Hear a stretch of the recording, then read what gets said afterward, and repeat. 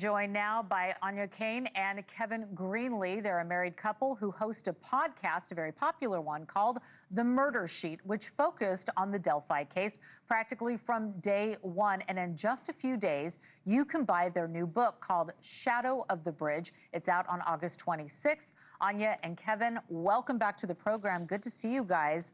I've been following you guys from the beginning, interviewed you a couple of times. I mean, you know this case so well. Tell us something about the case today, about, the investigation, the trial that didn't get attention, or maybe coverage that got it wrong. That's such a good question. And Laura, thank you so much. We've always appreciated your in-depth coverage of this case as well. I would say that one key thing that has maybe not really surfaced so much is just perhaps the entire case against Richard Allen. I think we in this day and age are so used to DNA or surveillance footage capturing everything that it can be kind of hard to understand something that's more based on a timeline. But that doesn't mean the case against Richard Allen isn't compelling. I would say that this is a case where the pieces of evidence against him stack up like little pebbles that add up to a great weight. And I just think that hasn't really been stacked up for people in a way that all comes together at once. So, I mean, that's what we sort of do in our book, is just sort of bring all these disparate threads.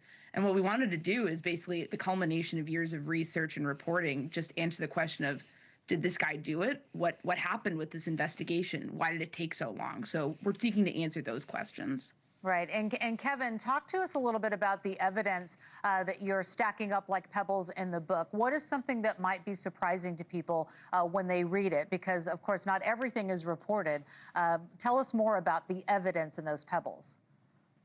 I think there's quite a bit of circumstantial evidence that's difficult at first to understand because doesn't grab you like the DNA evidence.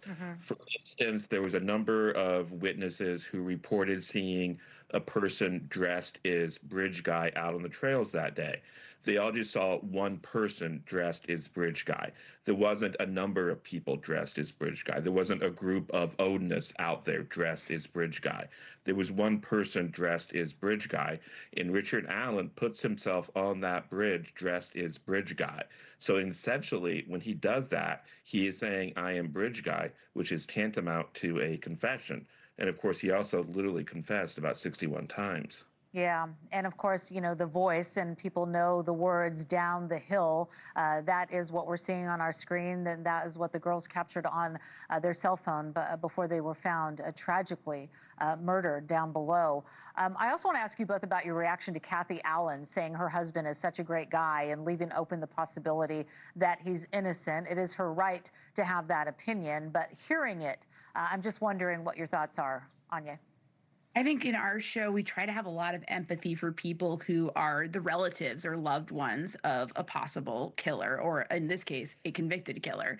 And, denial can be a very strong thing. So when we see Kathy Allen up there sort of describing this very rosy, wonderful marriage with this just terrific guy, I see someone who's in a lot of pain. I see someone who is in deep denial as well.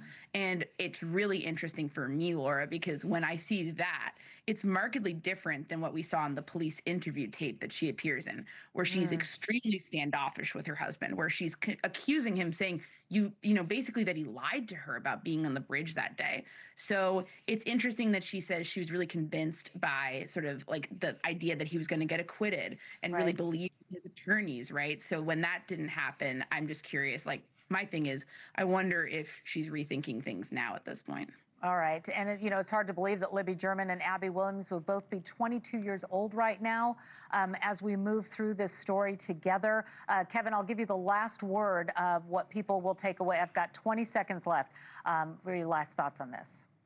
These were remarkable young girls, and they almost literally solved their own murders, which is an inspiring thing to think about. Absolutely. Well, I look forward to reading your book. Thank you to Áine, Cain, and Kevin Greenlee and the Murder Sheet podcast. Their new book, The Delphi Murder Shadow of the Bridge, hits bookstores later this month.